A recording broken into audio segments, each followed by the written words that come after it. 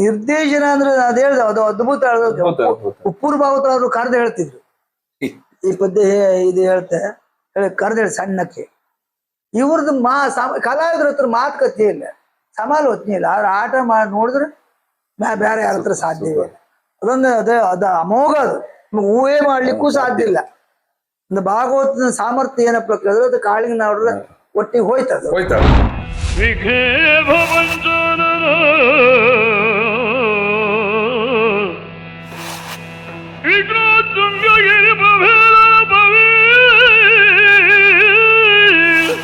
ವಿಘ್ನಾಬ್ದಿ ಕುಂಭೋತ್ಸವ ವಿಘ್ನ ಘೋಷ ಘನ ಪ್ರಚಂಡ ಪವನೋ ಶ್ರೀ ವಿಘ್ನೇಶ್ವರ ಪಾತು ಮಾಂ.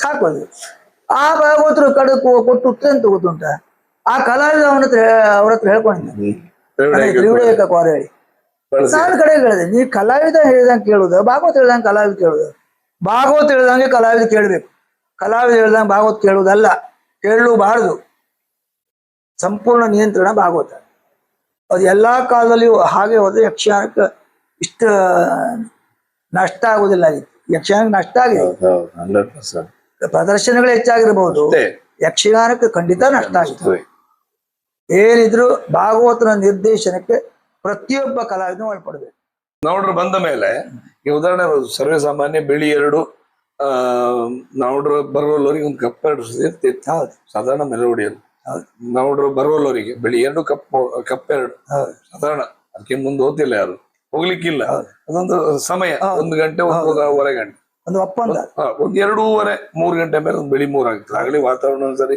ಚೇಂಜ್ ಆಗುತ್ತೆ ಕಂಪ್ಲೀಟ್ ಚೇಂಜ್ ಮಾಡ್ತಾರೆ ನಮ್ಮ ಸಾಧ್ಯ ಅದೊಂದು ಚೇಂಜ್ ಮಾಡ್ತಾರೆ ಇಡೀ ವಾತಾವರಣ ಚೇಂಜ್ ಆಗ್ತದೆ ಚೆಂಡೆ ಮೊದ್ಲೆ ಆನಂತರ ಹಾಕುವ ರಾಗಗಳು ಇಂತಿಷ್ಟ ಅಂತೇಳಿ ಒಂದಿಷ್ಟು ರಾಗಗಳು ಈಗಿನಷ್ಟೆಲ್ಲ ಬರ್ಲಿಲ್ಲ ಹಾಗೆ ಒಂದಿಷ್ಟು ರಾಗಗಳು ಅವರು ಹೊಸ ತಂದಿದ್ದಾರೆ ನಾವೇನೈತ ತಂದಿದ್ರು ಅವಾಗ ಕಲಾವಿದರಿಗೂ ಆ ಸ್ಪೀಡ್ ಕೂಡ್ಲೆ ಗೊತ್ತಾಗ್ತಿತ್ತು ಈಗ ಇಷ್ಟೇ ಸ್ಪೀಡ್ ಅವ್ರು ಹೋಗ್ತದೆ ನೀವೆಲ್ಲ ಅದರಲ್ಲೇ ಪಳಗಿ ಯಾಕೆ ಕೇಳ್ರೆ ನಂದೊಂದು ವಿಡಿಯೋ ಕ್ಲಿಪ್ ಮೊನ್ನೆ ಸರಿ ಕಂಡೆ ನಾನು ಇಲ್ಲ ಹೆಬ್ರಿಯಲ್ಲೊಂದು ಗದ ಇದ್ದದ್ದು ಯಬ್ಬಾ ಅದು ಕೊಣದಿ ಚೆಂಡೆ ಮೊದ್ಲವ್ರಿಗೆ ಹೊಡ್ಕಂಬ ಇಲ್ಲ ಚೆಂಡೆ ಮೊದ್ಲವ್ರಿಗೆ ಬಾರಿಸ್ಕೊಳ್ಲಿಕ್ಕೆ ಆಗಿಲ್ಲ ಅಷ್ಟು ಸ್ಪೀಡ್ ಅಲ್ಲ ಅಂದ್ರೆ ಅದು ಕಲ್ತದ್ದಲ್ಲ ಇದರಿಂದ ಕಾಣೋರಿಗೆ ಚುರುಕು ಸಿಕ್ಕಾಪಟ್ಟೆ ಚುರುಕು ಅದು ಆದ್ರೆ ಆ ರಂಗದ ಹೋಗುಗಳ ಸ್ಪೀಡ್ಗೆ ಇಲ್ದಿದ್ದ ರಂಗ ಮತ್ತೆ ಈ 3 ಹಂತ ಹೌದು ಒಡ್ಡೋಲಗ ಒಡ್ಡೋಲಗಾಗ 1 ತಾಸಿನವರೆಗೆ ಈಗ ನಾವು ಗಾಡಿ ಗೇರ್ ಚೇಂಜ್ ಹಾಗೆ ಫಸ್ಟ್ ಗೇರು ಸೆಕೆಂಡ್ ಗೇರು ಥರ್ಡ್ ಗೇರು ಟಾಪಿಗೆ ಹೋಗುವ ಅಷ್ಟು ಸ್ಪೀಡೇ ಇರ್ಬೇಕು ಆಟೋ ಟಾಪಿಗೆ ಹೋಗುವಾಗ ಆ ವೇಗ ಬೇಕು ಹಂತವಾಗಿ ವೇಗ ಬೇಕು ಈ ಸ್ಟಾರ್ಟ್ ಆದ ವೇಗದಲ್ಲಿ ಕೊನೆವರೆಗಿದ್ರೆ ಆಟ ಬೋರ ಹೋಯ್ತೆ ಆ ಪೂರ್ವ ಕಾಳಿನಾಡದ ವ್ಯವಸ್ಥೆ ಅದನ್ನು ಕಾಪಾಡ್ಕೊಳ್ತೀವಿ ಹಾಗಾಗಿ ಆಟ ಅಷ್ಟು ಊಟ ರಂಗವನ್ನು ಕಾಪಾಡ್ಕೊಂಡ್ 3 ಗಂಟೆ ಹೊತ್ತಿಗೆ ಬೆಳಿ 3 ಶ್ರುತಿಯು ಹಾಕದಿದ್ರೆ ಆ ರಂಗದ ವಾತಾವರಣ ಕೆಟ್ಟು ಹೋಗ್ಬಿಡುತ್ತೆ ಅದೇ ಎಷ್ಟೋ ಜನ ಅವ್ರ ಕಾಲದಲ್ಲಿ ಟೈಮ್ ಆ ರಾಗ ಬಂತು ಇಷ್ಟು ಗಂಟೆ ಆಯ್ತು ಅಂತ ಮತ್ತೆ ಟೈಮ್ ನೋಡುದು ಬೇಡ ಮೋಹನ್ ರಾಗ ಬಂತ 3 ಗಂಟೆ 2.5 ಗಂಟೆ ಆಯ್ತು 3 ಗಂಟೆ ಆಯ್ತು ಒಂದು ಮೋಹನ್ ರಾಗ ಚೆನ್ನ ಮೋಹನ ಹಾಕ್ರ ಅಂದ್ರು ಆ ರಾಗ ಮೋಹನ ಮತ್ತೊಂದು ಇತ್ತಲ್ಲ ಅದು ಸಾಧಾರಣ 3:30 ಮೇಲೆ ಶುರುವಾತ 3:30 4 ಗಂಟೆ ಹೊತ್ತಿಂದ ಮತ್ತೆ ಬಿಡಿ ಅದು ಬೆಳಗಾದ ಬೆಳಿ 4 ಕಪ್ 3 ಕೆಲವಿನ ಬೆಳಿ 5 ಬಾರಿ ಖುಷಿ ಇತ್ತಂತಾದ್ರೆ ಬಾರಿ ನಿಮ್ಮ ಸುಗಮ ಸಂಗೀತದವ್ರ ಸಮೇತ ಹೇಳ್ಬೋದು ಅಷ್ಟು ಚಂದವಾಗಿ ಹಾಡು ಲಾಲಿತ್ಯವಾಗಿ ಹಾಡೋಕಾತ್ ಅದು ಬೆಳಿ 5 ಅಲ್ಲ ಅದು ಜೋರ್ಪದ್ಯ ಅಲ್ಲ ಜೋರ್ಪದ್ಯ ಬಾರಿ ಕರ್ತಿತ್ತೆ ಮತ್ತೆ ಈ 3 ಕಾಲ ಹೇಳೋದು ಯಕ್ಷಗಾನದಲ್ಲಿ ಮಾತ್ರ ಸಂಗೀತದಲ್ಲಿ ನೋಡಿ ಸಂಗೀತಲ್ಲ ವಿಳಂಬಿತ ಮಧ್ಯಮ ಧೃತ್ ಪ್ರತಿಯೊಂದ್ರಲ್ಲೂ 3 ಕಾಲ ಇರುತ್ತೆ ಯಕ್ಷಗಾನದಲ್ಲೂ ಹಾಗೆ 3 ಕಾಲ ಸಂಗೀತದಲ್ಲೂ ಯಾಕೆ ಸಂಗೀತ ಎಲ್ಲ ಆವಾಗ ಬೆಳವರೆ ಆಗ್ತದೆ ನೀವು ಅಲ್ಲಮ್ಮ ನಾನೇ ಕಂಡಿದೆ ಇವೆಲ್ಲ ಬೆಳಗಿನ ಜಾವ ಚುರ್ಕಲ್ ಕುಣಿತಿದ್ರಿ ಏನು ಚುರ್ಕಲ್ ಅಲ್ಲ ಸಾಮಾನ್ಯ ಚಿಕ್ಕ ಚಂದ್ರವನೇ ಹೃದಯ ಕೆಲವು ದಿನ ಗಂಟೆ ಇರುತ್ತೆ ಅದು ಆ ಚುರ್ಕ ವಿಲಂಬ ಎಷ್ಟು ಚಂದವಾಗಿ ಪ್ರೆಸೆಂಟೇಶನ್ ಮಾಡ್ತಿದ್ರಲ್ಲ ಅದು ಈ ಏನೋ ಹೇಳ್ದೆ ಕೇಳದೆ ಎಂತದ್ದು ಗೊತ್ತಾಯಿಲ್ಲ ಅಂತ ಹೇಳುವಂತ ಪ್ರಶ್ನೆ ಇಲ್ಲ ಅಷ್ಟು ಚುರುಕು ಮತ್ತೆ ಸಮಾಲೋಚನೆ ಇಲ್ಲಲ್ಲ ಏನು ನಿರ್ದೇಶನ ಅಂದ್ರೆ ಅದ್ ಹೇಳ್ದ ಅದು ಅದ್ಭುತ ಉಪ್ಪೂರು ಭಾಗವತರು ಕರೆದು ಹೇಳ್ತಿದ್ರು ಈ ಪದ್ಯ ಇದು ಹೇಳ್ತೆ ಹೇಳಿ ಕರೆದೇಳಿ ಸಣ್ಣಕ್ಕೆ. ಇವ್ರದ್ದು ಕಲಾವಿದ್ರ ಹತ್ರ ಮಾತುಕತೆ ಇಲ್ಲ, ಸಮಾಲೋಚನೆ ಇಲ್ಲ. ಆದ್ರೆ ಆಟ ಮಾಡಿ ನೋಡಿದ್ರೆ ಬೇರೆ ಯಾರ ಹತ್ರ ಸಾಧ್ಯ ಇಲ್ಲ. ಅದೊಂದು ಅದ ಅಮೋಘ, ಅದು ಊಹೆ ಮಾಡ್ಲಿಕ್ಕೂ ಸಾಧ್ಯ ಇಲ್ಲ. ಒಂದು ಭಾಗವತನ ಸಾಮರ್ಥ್ಯ ಏನಪ್ಪ ಕೇಳಿದ್ರೆ ಅದು ಕಾಳಿಂಗನವರ ಒಟ್ಟಿಗೆ ಹೋಯ್ತದ. ಅವ್ರು ಒಬ್ರೇ, ಮತ್ತೊಬ್ರಿಲ್ಲ, ಹೋಲಿಸ್ಲಿಕ್ಕೆ ಮತ್ತೊಬ್ರಿಲ್ಲ. ಅದು ಮತ್ತೆ ಅಷ್ಟು ಚಿಕ್ಕ ವಯಸ್ಸಿನಲ್ಲಿ ಶಾರ್ಟ್ ಟೈಮ್ ಅಲ್ಲಿ ಏನೆಲ್ಲ ರಂಗಸ್ಥಳಕ್ಕೆ ಬೇಕು, ಯಕ್ಷಗಾನ ಭಾಗವತಿಗೆಯಲ್ಲಿ ನಾವೀನ್ಯತೆ ಏನ್ ಬೇಕು ಕೊಟ್ಟು ಹೋಗಿದ್ದು. ಕೊಟ್ಟು ಹೋದ್ರಲ್ಲಿ ಚೂಟು ಚೂಟು ಚೂರೆಲ್ಲ ನಾವೆಲ್ಲ ಹಿಡ್ಕೊಂಡು ನೇತಾಡ್ತಿದ್ದೆ. ಇಷ್ಟೊಂದು ಹೇಳಬಲ್ಲೆ. ಮತ್ತೆ ಅದು ಹೇಗ್ ಬಂತು ಹೇಳಿದ್ರೆ, ನಾನು ಯಾವಾಗ್ಲೂ ಹೇಳ್ತೇನೆ ಅದು ಹೋಗ್ಲಿಕ್ಕೆ ಬಂದ ಪ್ರತಿಭೆ ಅಂತ. ಈಗ ನೀವು ನೋಡಿ, ಶಂಕರಾಚಾರ್ಯ 33 ವರ್ಷಕ್ಕೆ ಏನೆಲ್ಲ ಸಾಧನೆ ಮಾಡಿದ್ರು. ಅವ್ರಿಗೆ ದೀರ್ಘಾಯುಷ್ಯ ಇದ್ರೆ ಅಷ್ಟು ಸಾಧನೆ ಮಾಡ್ಲಿಕ್ಕೆ ಆಗ್ತಿತ್ತೋ ಇಲ್ಲೋ ಅಂತ. ಬಾಳಿ ವಿವೇಕಾನಂದರು ನೋಡಿ, ದೊಡ್ಡ ದೊಡ್ಡ ಕಡಿಮೆ ಅವಧಿಯಲ್ಲಿ ಅದ್ಭುತ ಸಾಧನೆ ಮಾಡಿ ಹೋಗಿದ್ದಾರೆ. ಕಾಳಿಂಗನವರು ಹಾಗೆ, ಅವ್ರ ಆಯುಷ್ಯ ಕಡಿಮೆ, ಅವ್ರ ಸಾಧನೆ ದೊಡ್ಡದು. ಹಾಗಾಗಿ ದೊಡ್ಡ ಸಾಧನೆ ಮಾಡೋರಿಗೆ ಆಯುಷ್ಯ ಕಡಿಮೆ ಅಂತ. ಒಂದೇ ಅವರ ಸಾಧನೆ ಸಾಕ್ಷಿ ಅವ್ರ ಆಯುಷ್ಯ ಕಡಿಮೆ ಇತ್ತು. ಅಷ್ಟೇ ಹೌದು, ಆ ರೀತಿ ರಂಗದ ರಂಗಸ್ಥಳ ಆಗುವ ಕಲ್ಪನೆಗಳೇ ಅವರು ಇದು ಯಕ್ಷಗಾನ ಭಾಗವತಿ ಒಂದು ದಾರಿಯಾಗಿ ಹೋಯ್ತು ಅಲ್ಲ. ಮತ್ತೆ ನೋಡಿ, ಒಂದು ತಪ್ಪಿದ್ರೆ ಹೇಗೆ ಶಿಕ್ಷೆ ಕೊಡೋದಂತ ಒಂದು ಹೇಳ್ತಾರೆ. ಯಾರೂ ಕೊಡದೆ ಹೋದ ಶಿಕ್ಷೆ. ಮತ್ತೆ ಜೀವಮಾನದಲ್ಲಿ ಅವ ತಪ್ಪು ಮಾಡ್ಲಿಕ್ಕಿಲ್ಲ. ನೀ ತಪ್ಪು ಮಾಡಿದೆ ಅಂತ ಹೇಳುದು ಇಲ್ಲ ಅವರು. ಭೀಷ್ಮ ವಿಜಯ ಹೆಸರು ಹೇಳುದು ಬೇಡ, ಮತ್ತೊಂದು ವಿವಾದ ಕಾರಣ. ದೊಡ್ಡ ಕಲಾವಿದರ ಭೀಷ್ಮ ಮತ್ತು ಅಂಬೆ ವಾದ ಹತ್ತು ಬಿದ್ದೋಯ್ತು.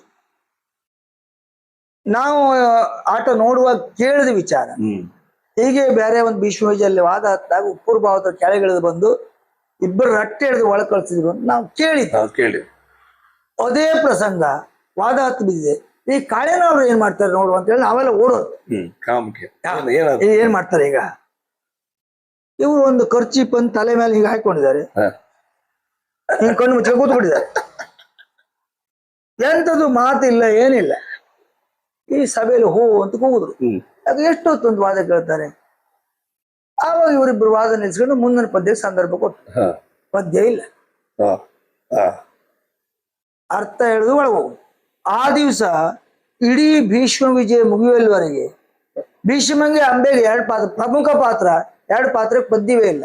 ಮತ್ತೆ ಕಿರಾತಂವರೆಗೂ ಪದ್ಯ ಉಂಟು, ಅಷ್ಟೂ ಪಾತ್ರಕ್ಕೂ ಪದ್ಯ ಉಂಟು. ಅವ್ರು ಬರುದು ಅರ್ಥ ಹೇಳುದು ಹೋಗ್ಬೇಕು, ಪದ್ಯ ಇಲ್ಲ, ಹೇಳುದಿಲ್ಲ ಅವರಿಗೆ. ಇದು ಶಿಕ್ಷೆ ಅಂತ. ಮತ್ತೆ ಇನ್ನು ಜೀವಮಾನದಲ್ಲಿ ಅವ್ರು ವಾದ ಮಾಡ್ಕೊಂಡು ಆಟ ಕೆಡಿಸ್ಲಿಕ್ಕಿಲ್ಲ. ಯಜಮಾನ ಹತ್ರ ದೂರು ಕೊಡುವಂಗಿಲ್ಲ, ಇವ್ರ ಹತ್ರ ಯಾಕೆ ಮಾಡಿದ್ರೆ ಕೇಳುವಂಗಿಲ್ಲ. ಆ ಕಲಾವಿದನಿಗೆ ಬೇಕು ಶಿಕ್ಷೆ. ಇದು ಪ್ರತ್ಯಕ್ಷ ನಾನು ಕಂಡದ್ದು.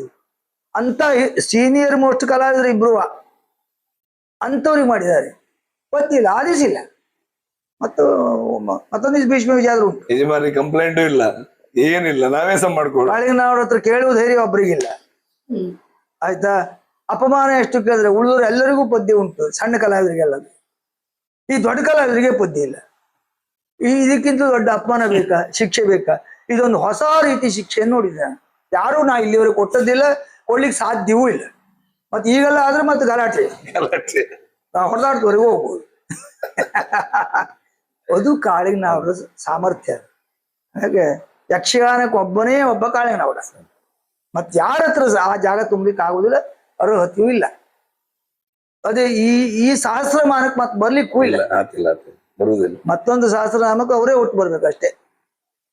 ನಿಮ್ಮವರ ಸಾಂಗತ್ಯದಲ್ಲಿ ಏನಾದ್ರು ಗಮ್ಮತ್ತು ಅಥವಾ ಏನಾದ್ರು ಸೀರಿಯಸ್ ಇನ್ ಕೆಲವರು ಹೇಳೋದಿಲ್ಲ, ಈ ಗಮ್ಮತ್ತು. ಈಗ ನಿಮ್ಮ ಎಲ್ಲಾದ್ರೂ ಅವ್ರಿಗೆ ಒಂದು ಮೂಡ್ ಬಂದಲ್ಲೇ ರಾಮಣ್ಣ ನಿಮ್ಮ ಹತ್ರ ಮಾತಾಡುವುದು ಇಲ್ಲ? ಗಮ್ಮತ್ತು ಅವ್ರು ಗಮ್ಮತ್ ಮಾಡ್ರು, ನಮಗ್ ಧೈರ್ಯ ಇಲ್ಲ.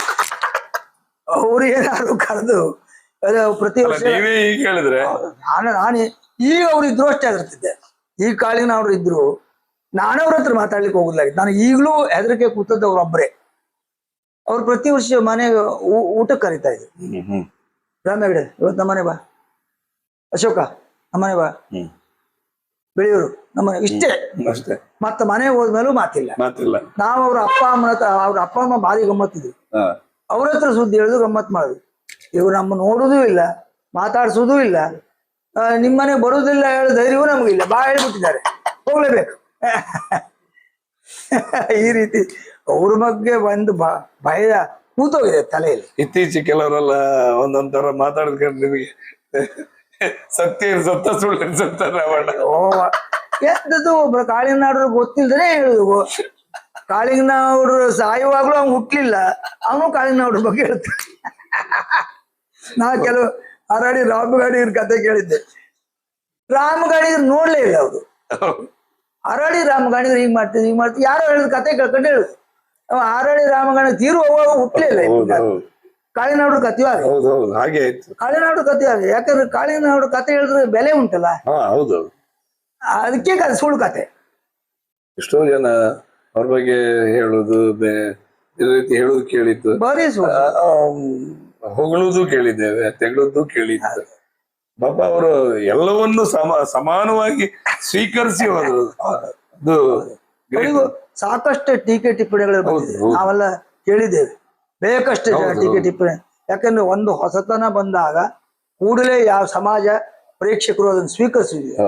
ಈ ಸಮಾಜದಲ್ಲಾಗ್ಲಿ, ಧಾರ್ಮಿಕ ಕ್ಷೇತ್ರದಲ್ಲಾಗ್ಲಿ, ಕಲಾ ಕ್ಷೇತ್ರದಲ್ಲಾಗ್ಲಿ ಒಂದು ಹೊಸತನ ಬಂದಾಗ ಸ್ವೀಕರಿಸುವುದಿಲ್ಲ. ಈ ಸಮುದ್ರ ಫಿಲ್ಟರ್ ಮಾಡಿ ನೀರನ್ನು ಒಳಗೆ ತಕೊಂಡಾಗ ಮೊದಲೇ ಪ್ರಶ್ನಿಸಲ್ಪಟ್ರು, ಆಮೇಲೆ ಪ್ರಶ್ನಾತೀತರಾದ. ಕಾಳಿಂಗನಾಡ್ರ ಅದ್ದ ಹಾಗೆ ಪ್ರಶ್ನಾತೀತರ ಅವರು. ಮೊದಲೇ ಸಿಕ್ಕಾಪಟ್ಟೆ ಅವ್ರ ಮೇಲೆ ಆಕ್ರಮಣ ಆಗಿದೆ. ಇದು ಯಕ್ಷಗಾನ ಅಲ್ಲ, ಯಕ್ಷಗಾನ ಕುಳಿಗೆಡಿಸಿದ್ರು, ಅದು ಸಿಕ್ಕಾಪಟ್ಟೆ ತಾರಕ ಸ್ಥಾಯಿಲಿ ಹೇಳ್ತಾರೆ. ಸ್ಪೀಡು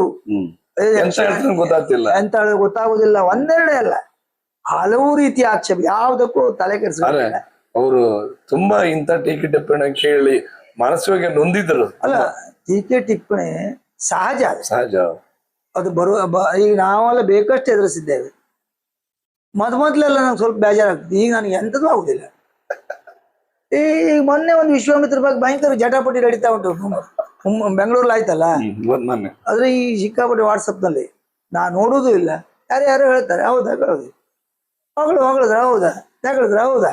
ನಮಗವ್ರು ಹೊಗಳಿದ್ರು ಒಂದೇ, ತೆಗಳಿದ್ರು ಒಂದೇ, ಅಂತಕ್ಕೆ ನಾವು ಎಷ್ಟೋ ನಮ್ಗೆ ಗೊತ್ತಾಗೋಗಿದ್ದು.